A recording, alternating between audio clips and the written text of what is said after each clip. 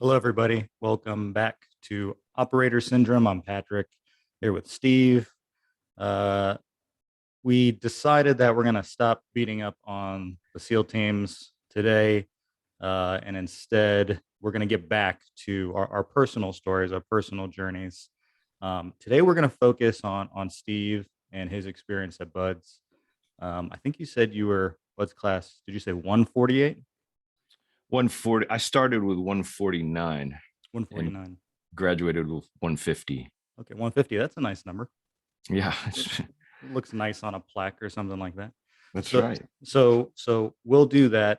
Again, the idea here is to just cover down on our experiences, and at this point, this is definitely a historical look at the training, not only for Steve but for me too, because so much has changed since Yeah, those times. So if you know of how the process works today and you hear some differences, it's because it's been a while since we were doing it. yeah, So especially me.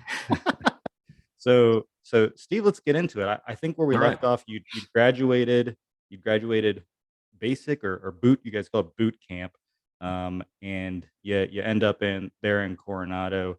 What's it like when you are, oh wait, no, you came from a school, A excuse me, school. a school, and you show up in Coronado. Um, What's that like? What's that feeling like Yeah. when you first report in? Or I think you guys say you check in, you all check in. We Army reports in. So when you Yeah. check in and you're fresh from a school, what's that mindset like? What does it feel like? Yeah, it was a very, very strange feeling. One of the strangest I've ever had in my life, because you know how you have something that looms large in your mind that you've thought countless hours about, and it means the world to you. It's do or die. I mean, I was like, I don't know what I'll do with my life if I don't make it. um, and then you get there and things are always different than what you thought. It's just the way it is. And I had, yeah, A school, I had graduated in the summer of 87, and I drove my motorcycle. I was up in Lakehurst, New Jersey, which is really close to New York City. I drove my motorcycle back through Kentucky, stopped with my parents at my home for a few days, and then jumped on my bike and drove all the way to San Diego. So pretty much a straight shot from coast to coast. And One thing that happened along the way, stupidly, is I rode my motorcycle from Fort Smith, Arkansas to Amarillo, Texas with no shirt on. Yeah, genius, right? And got so sunburned, I like I could barely sit down. I lay down in the bed, No and kidding. yeah, so I was like, that was really dumb. But anyway, yeah, so I pull into Coronado. I mean, I just rode my bike like right across the Coronado Bridge, just right into Coronado, Orange Avenue, and I wasn't ready for the beauty of Coronado Island, because my heart's pounding. It's like I'm so excited, and so also fear and trembling in me. It was just a weird mix of emotions. And I arrive here, and it's this gorgeous island. I mean, it's like a resort island, $1 million homes, pristine beaches, not a piece of litter anywhere. I mean, it's just about as, it looks almost like Disneyland. I mean, it's just perfect. Everything is perfect, manicured lawns. And I'm thinking, man, this is where hell on earth is about to take place. And if those of you have ever been to Coronado, there's a very famous motel where several movies have been filmed there, including Marilyn Monroe, Some Like It Hot, called the Hotel del Coronado. And it is a historic landmark place in San Diego, and gorgeous. The beaches are gorgeous. And right, you can go out from the hotel onto the beach behind it and see buds trainees running by in their uniforms. And it's just such a strange thought. You'd think you'd be out in some crummy place on some crummy base, but it's one of the most beautiful places. So that was strange to me, thinking, man, this is weird. So I checked in, and so the SEAL teams, well, back then, the SEAL teams were on across the street from the Naval Amphibious Base, which is Naval Amphibious Base Coronado, which is a bigger base. And then across the street, like right on the beach, are the SEAL teams and BUDS, which is the Basic Underwater Demolition SEAL training. called the Naval Special Warfare Center, which is basically buds. Nowadays, I went back there and I couldn't believe it. There's as many as 18 SEAL teams now, or more maybe even, since I was there. And they have SEAL teams across on the amphib base now. So basically we waited around for a little while till a class formed. So they need about, I think our class had 110, right at 110, give or take a few maybe, buds trainees. So you report there, and they only launch a class like every quarter or something like that of the year. Something like that. Don't quote me. It's been a long time. And so if a class just launches, right, if it forms up and it takes off, then you start with the next guy who reports is the first one waiting for another 110 or 120 or so people to come to class up. So you've got downtime while you're waiting, and we just worked and tried to stay in shape. They assigned myself and a couple other buds pre-trainees, we called it, to SEAL Team 5 to do just clean the heads and stuff like that.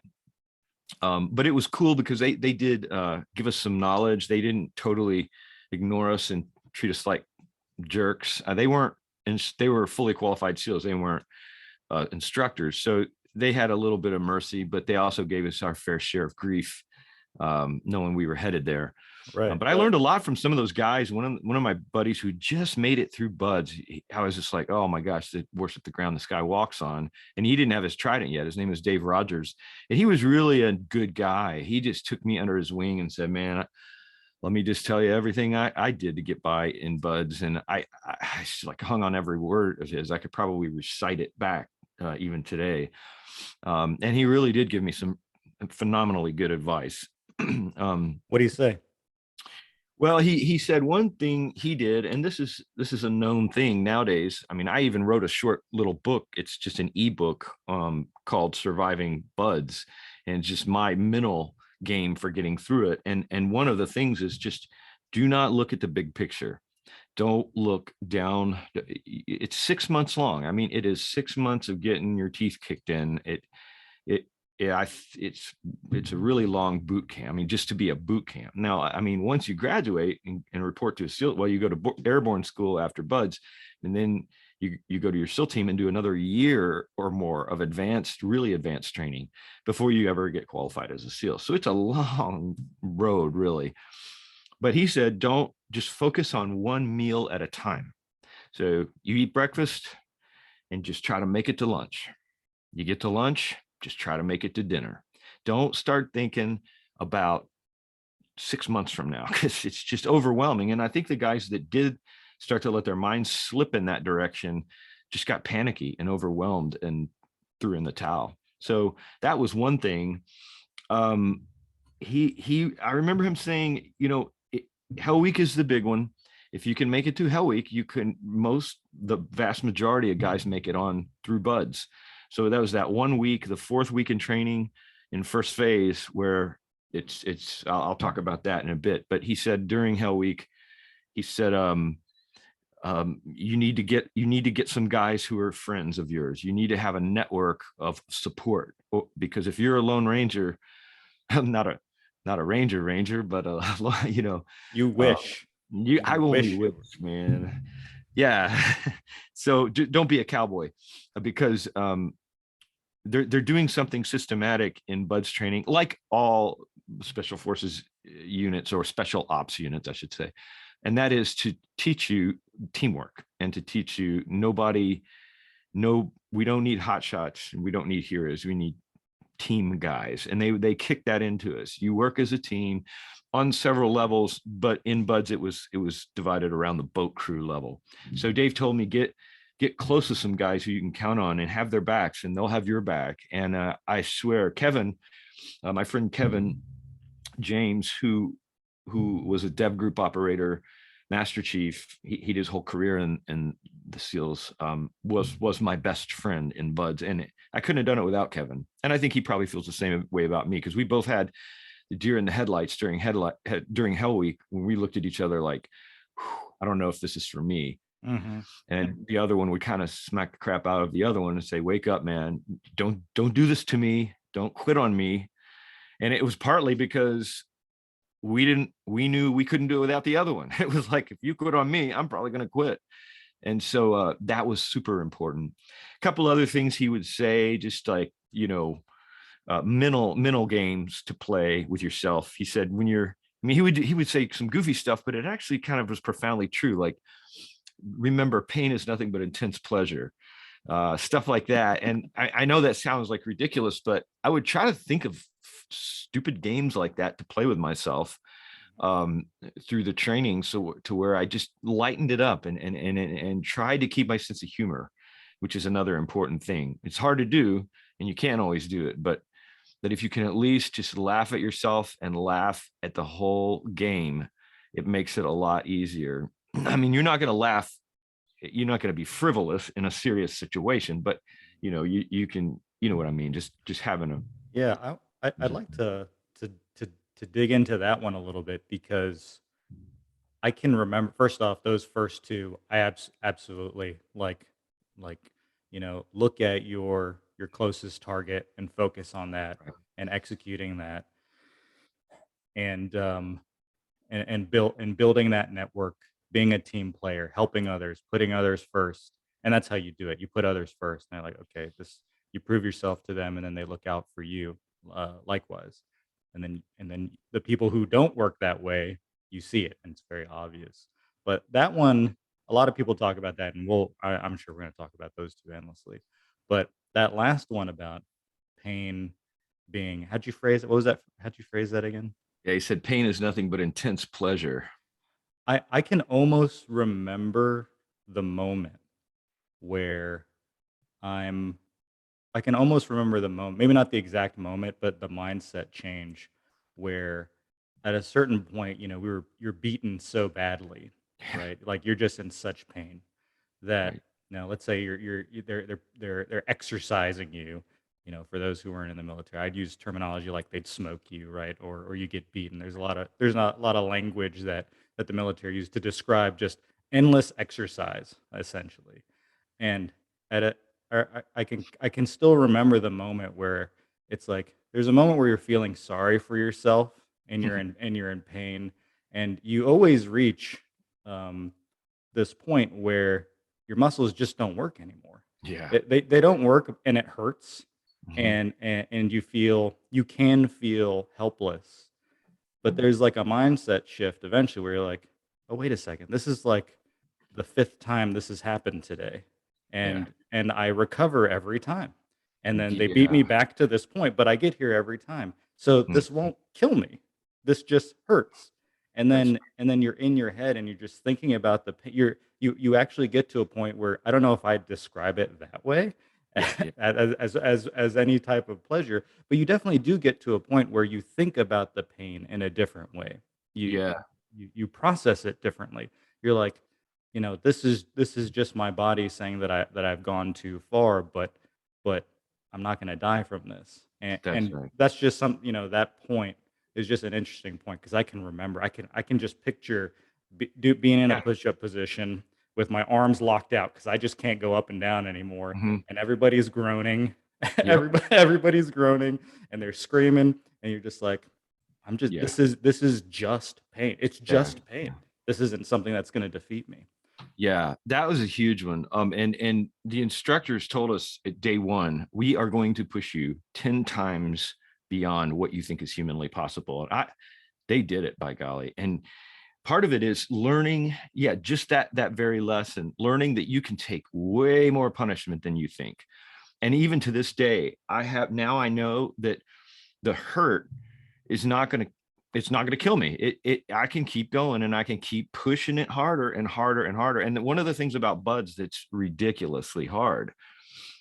So you've got a core other than push-ups, pull-ups, sit-ups, all that PT on the grinder, we call it, just pure calisthenics basically. You've got three basic timed evolutions that you have to, I mean, you've got lots of other little things you got to do throughout and pass. But every week you have a 4 mile timed run in the sand with boots on, a 2 mile open ocean swim, and the obstacle course, which is hard obstacle course. I watched a company of combat Marines run this course. Half of them couldn't get over all of the obstacles. And those that did finished it in like about a half hour. We were waiting to run it, and we saw them, these guys, these Marines running our course. We were kind of joking about it, like who let these guys in here? We had to run it. The slowest we could run it in all of Buds was 10 minutes, right? And I got to where that was the one event that I did faster than anybody in my Buds class. I was in the running for what's called Honor Man. Now I sucked at swimming. I mean, I didn't suck, but I wasn't like, I was about the middle of the pack swimming. I was a really fast runner. I got fast, I got really fast, but I could smoke that obstacle course. I got it to where I could run it in like 5 minutes and 40 seconds. And we're talking, I tried to do it. And this is here goes back to the pain. I went in 2014 back to SEAL Team 18. Well, I went with SEAL Team 18 to join with SEAL Team 17. I was serving as a chaplain, and those are reserve SEAL teams, reservists. And we went to run that obstacle course, that same one from Buds. And here I am, 47 years old. And I'm like, I'm going to show these guys how good I can run that sucker, because that was my thing. Well, I had to have surgery on my shoulder when I blew it out on, on one of the obstacles. And I remember it was so hard, I barely could even get through it in like a half hour. And I had forgotten just the like superhuman shape I was in, but also being in my 20s, but also being able to push, like, but I still have that drive. I got it from that psychological drive where I know I can push myself really hard. Like I cannot run. I went out the other day and ran 7 miles. I hadn't run in over a year, and then screwed my knee up, which has been an off and on thing all my life. And I went to the orthopedic guy, surgeon, and he said, why'd you just run 7 miles cold? That's pretty ridiculous to do. I'm like, well, it pays to be a winner, because they taught us that in Buds. And when I do something, I have a hard time throttling back. So that's a lifelong problem of mine. Absolutely. I mean, I can't tell you how much I was ruined from any sort of like, I only know one speed. I can't modulate how fast I run. Not that I'm doing that much running nowadays, Right. but I can't tell you that like I have I know I know running by a feeling, right? Yeah. Going back to pain, like it's Mhm. almost like the pain is the measure of if I'm running the right speed. And the military and the Rangers specifically ruined me because everything is as fast as you can go. There's Yeah. not there is no I never paced myself for anything. Nope. I got to more of like a tolerance of pain, and that's how I knew that I was in the right place. If I Yeah. was, if I'm doing Yeah. if you're doing a 20-mile ruck, right, and you're like you're feeling a certain amount of pain at the very beginning, you're like, okay, Yeah. pull it back a little bit, get to that Yeah. right level of pain where you know you'll pass Yeah. this thing.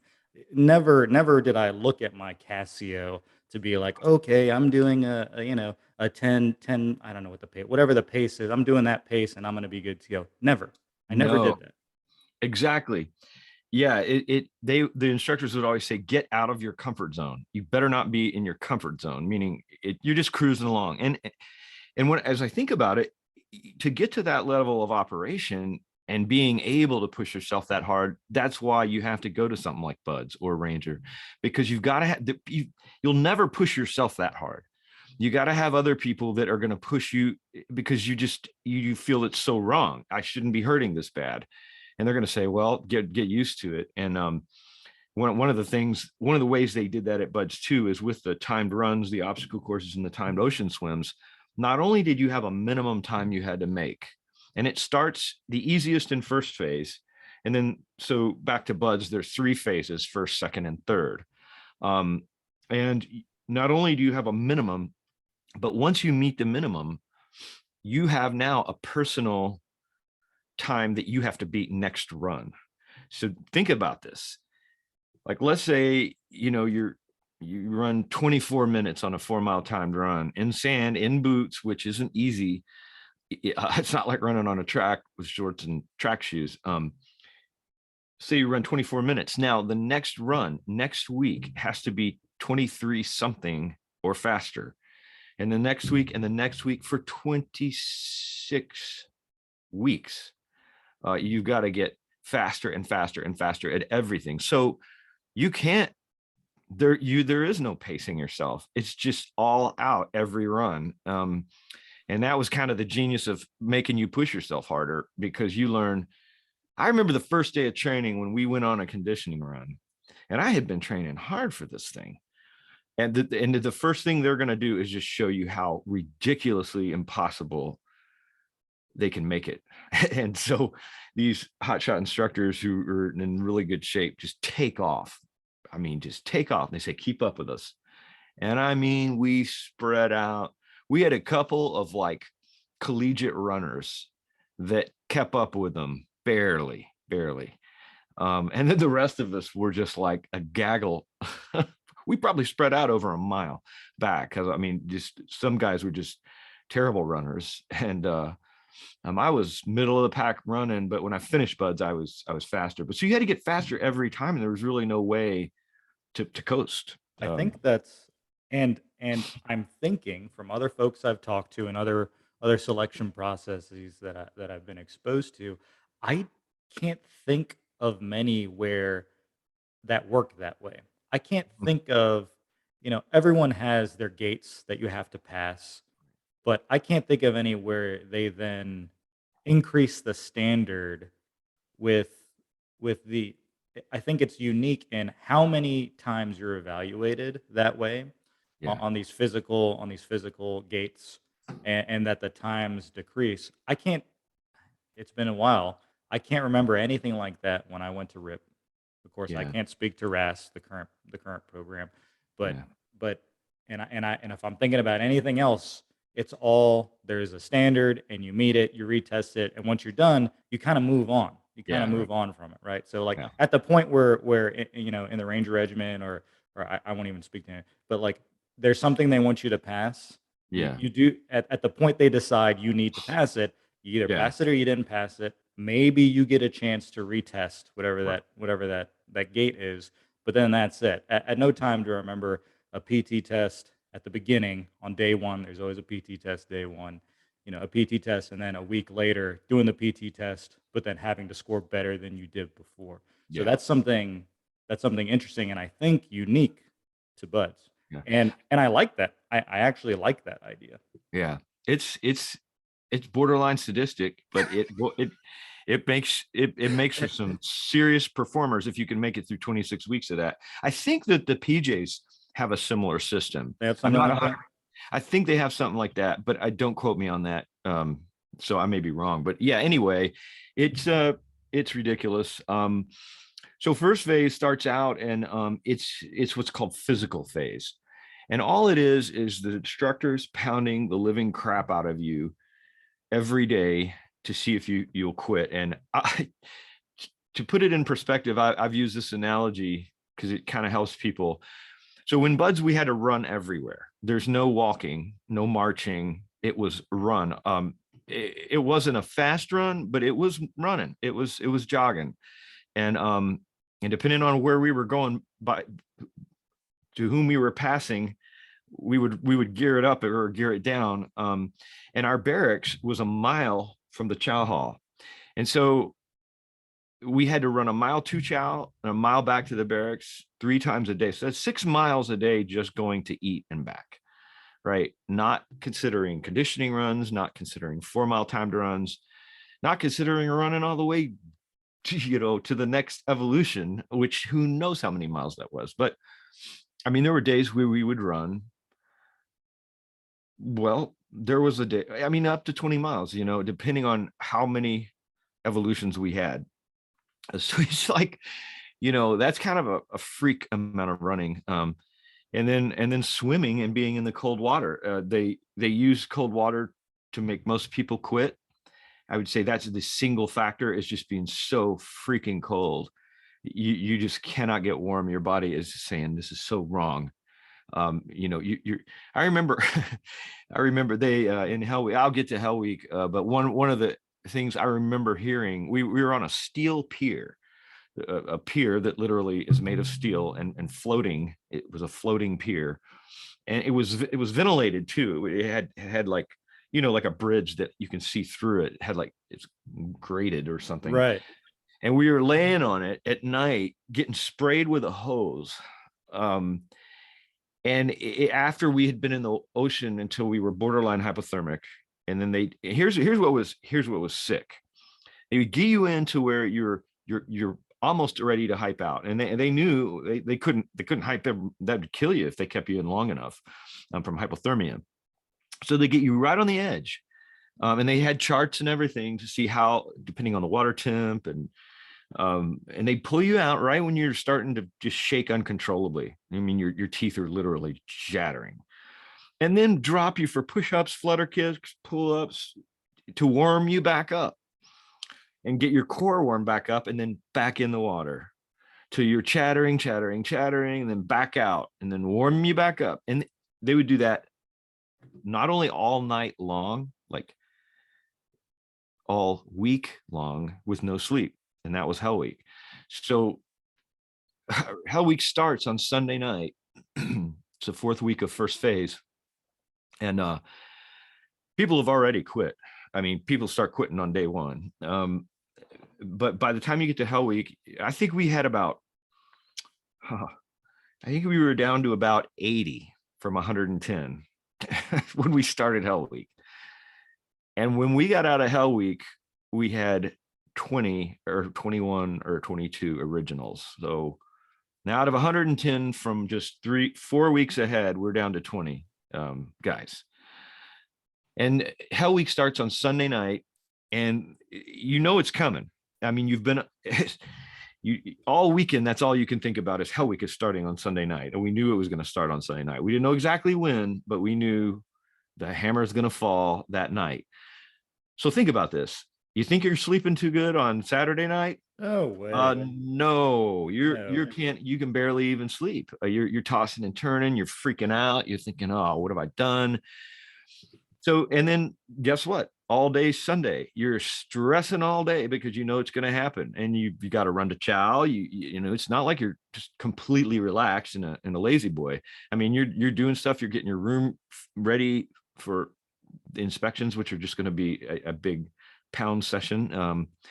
And so by the time Sunday night rolls around, it almost feels like you're already beat mentally because it hadn't even started yet. So then it starts Sunday night. And all I can tell you is they push you to the breaking point from word go till your arms are burned out. Like Patrick was saying, you feel like you can't do another pull-up, which you can't at some points. Can't do another flutter kick. Your stomach muscles are fried. And they do this for hours after hours after hours. So it's midnight now. And they've been going at it probably for 4 hours of pounding the crap out of you. And it's back to the surf zone. Run as fast as you can. So it's 2 a.m, 3 a.m, 4 a.m, 5 a.m, going all out. Just Sunday night, or now it's Monday morning. Okay. The sun starts to come up Monday morning, and it's like, you're dead. I mean, you're dead. You've been pounded as hard as you could be pounded, and been surf tortured as hard as you can be surf tortured all night long. And it's Monday morning, and we're going to Friday night or Saturday. And then the mind starts to go, because you start thinking, this isn't possible. And, and here's the thing. Here's where you got to really outthink it. I always tell guys, I've talked to a million young guys who said, what do I do to get through it? I'm like, well, you got to control the mental game in your head, because if you let it start running away with you, you're going to quit. And that's what happened to guys, because you think, well, and when the main quitting happens is Monday night. So you made it all through the hell of Sunday night into Monday. The sun really kind of energizes you. You're like, oh, the sun. And because darkness is kind of evil, you're getting killed in the dark, and it's just like, should be sleeping now, not being killed. And so the sun's up, and it does some motivation for you, and it's a little bit warmer, although not much. And And so then the sun starts to set, and they run you down to this place on the beach. And we had a big bonfire. The instructors made a big bonfire with a bunch of pallets, and they kept us just out of the heat range right by the ocean so we could see the warm fire. And they made us eat MREs, and of course they throw sand in them. At the moment we were about ready to take a bite, here comes sand flying in our food, and it's like, oh, man, just let me eat, please. And you're starving. And they did feed us well, fortunately. I mean, most of the times we ate in the chow hall, even during Hell Week. But this one night when they had us out in the beach and they were going to have a little special pounding session Monday night, but we've been at it for 24 hours now. The sun starts to go down, and that's when the darkness set in mentally, because it's like, I cannot do another night of what I just did. And the funny thing is, you cannot do what you had just done a night before, but they can't keep pushing you at that level because your body won't take it. But they're going to still push you as hard as your body will go. But all you have to do is have that, like kind of what Patrick was saying, this blind faith, and they can't kill me, or at least they're not allowed. That's another thing Dave told me. He said, remember, they're not allowed to kill you. They'll at least get reprimanded. They Yeah, will, if they do, they'll say it's an accident. They'll get like a slap yeah, on the wrist and they'll retire with like benefits. But yeah, they'll have paperwork to do, which nobody wants. Right. So, but yeah, so Monday night, it's just like I felt it inside me. I thought I can't do this. I think Kevin felt that way. We all felt that way. It was like, this is evil. This is wicked. And moreover, when they're surf torturing us, which is we would have to link arms and link arms in the surf zone to where it would just the waves would splash over our heads, but we would sit in the surf to where the water is about up to here, and so you're always getting this motion, and you can feel guys' arms shaking together. I could hear bones cracking together. We were so cold, and the instructors would say, "Okay, we're not going to secure this evolution until somebody quits. Who's it going to be?" And that would get in people's heads, and they're like, "I don't care. Who is it? Come on, help your buddies out. Quit. Go ahead." And sure enough, here would be somebody go walking up there. I was like, who's that? Yeah, who's that? Because we knew we spent enough time around each other. We knew everybody. And it's like, oh no, so-and-so, he's quit. He's ringing the bell. So the famous Bing and Buds, as you ring the bell 3 times, and then the instructors say, okay, quitter, face the class. And they ask us to sing Happy Trails, the song Happy Trails to You. Until we meet again. So you as a unit, we're all not singing at our fullest capacity, but we sing Happy Trails to the guy who just quit. So anyway, it is just a festival of quitting during Hell Week. But once you make it to Wednesday of Hell Week, Tuesday night into Wednesday morning, a fascinating thing happens. You become numb. I mean, it's almost like you can't feel it anymore. Part of it is your mind's going wackadoo because you haven't had any REM sleep. So we're hallucinating. We all hallucinated from lack of sleep. Those are some funny stories right there. I mean, I saw a guy just in the chow hall. Tons of food. I mean, that you could eat as much as you want. They had to feed us. I mean, they knew that. And I mean, it was mid-rats, I think, midnight rations. So they fed us 4 times a day because we were burning God knows how many calories. But he had a plate full of coffee and milk and piles of pancakes and bowls of everything. Just he couldn't have any more food on this tray. And we're going through the line shuffling. I was already sitting down, and he just stops. He just freezes because he's freaking out. He's hallucinating. And he just goes, and throws his tray up. He drops it, and it just shatters all over the floor. And he's like, he's looking around like this, and we're like, keep it together, buddy. Keep it together, because here come the instructors. What are you doing, idiot? And that's where it's kind of funny. It's like, it's kind of funny. It's not really funny, and nobody's laughing out loud, but it's like, whoa. This is something that we're doing something unique here. We're doing like we're in it. And if there is one place where seals, at least in what you're describing, and rangers definitely know, it's sleep deprivation and and those unique moments, I have a million, a million of them. I think so. Believe it or not, we we were before this. We were like, let's see if we can get to Bud's graduation. We're in the middle of Hell Week right now. Yeah. Yeah. First phase, right? First First phase, first only in the phase. middle. Yeah. That's a good way to keep the folks coming back. So, I think that's a good point, and I have some thoughts on reaching that point too, reaching that point where you're a zombie, you're droning, you're just moving, shuffling. I think that's a great place to pick up in the next one. Yeah. Um, so yeah, we'll keep going. We don't care how many parts it takes, but we'll get through this eventually. So we'll we'll pause it here and we'll pick back up there in the next one. So thanks for listening, and we'll catch you all next time.